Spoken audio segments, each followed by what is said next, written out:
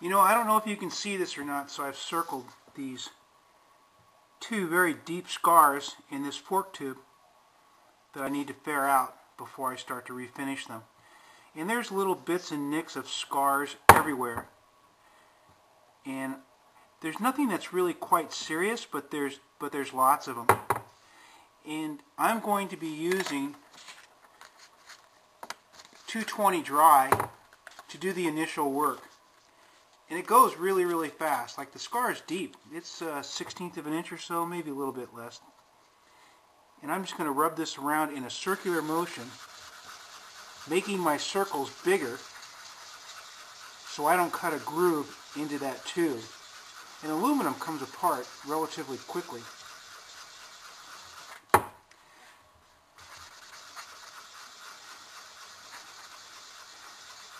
I'm going to keep on doing this circular motion, keep making bigger circles, like I said, so I don't make a big divot in it, until I don't see any more scars. And that'll do it. I've gouged out the scar with 220 sandpaper. I'm going to go back over the 220 with 320 wet and then 600 wet, and I'll show you what that looks like when I'm done.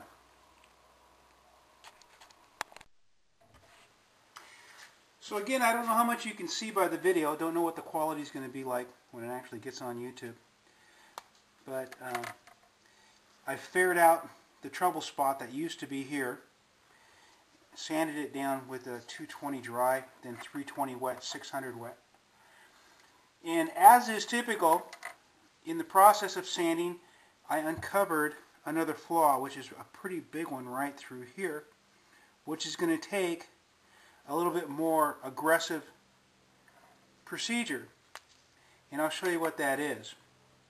And then I'll show you the result as well. I don't know if you can see it, but I'm going to draw it. There's several deep scars through here, like maybe somebody hit a curb with it. And so I need to take those out as well and get them up to at least 600 for our purposes. I know I was going to show you how to do the hubs, and I will, but the fork lowers, same procedures on removing flaws. They're a little bit easier to handle and they're a little bit easier to film. So I thought I'd show you the basic process on these fork lowers. And then there too, I can do a fork lower, then sit this fork lower next to the one that has not been touched, and you can better see the result of our efforts here. Okay? So this is what we're going to do here. Rather than trying to do this by hand, because they are deep and they are long and they encompass a large area, we're going to use a piece of machinery. And these are the machines that I actually use to refinish my aluminum. You can see that I have a bench grinder that on the left side is a buffing wheel, which I use heavy compound to get out big stuff. On the right side, I've stacked in these 3M pads to actually make a graining surface. And then if I wanted to go for a higher polish, if you look to the back there, there's two buffing wheels. And this thing turns on a pivot, and both of them are electrically connected together, so when I plug one in, both of them get plugged in, and I'm more aggressive with this side, flip it around, and I can buff it out up to mirror polish on the other side. We won't be using that other side for this Honda. We're going to be using this side, which is the graining side that I've developed. That's why we only have to bring this down to 600, because we are going to actually put some texture to it, and you'll see how that looks when I'm done. But as far as like removing this nasty part here, which is what I'll do with any large flaw that I have, I'll be bringing that fork tube over to this ancient grinding wheel, which is really cool. It's my favorite machine. And right here that I have my thumb on, it looks like a grinding stone, but it's not. It's a compound impregnated wheel.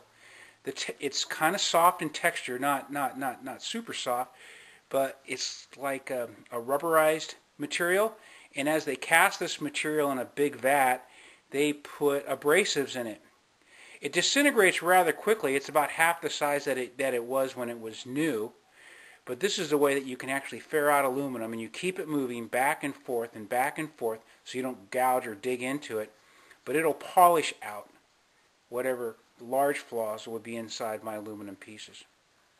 Okay, I'm going to turn it off for now. I'm going to put those flaws to it, and after I'm done taking the flaws out, I'm going to go back to this wheel, and I'm going to grain out that lower in the condition that it'll be before I put it on the motorcycle.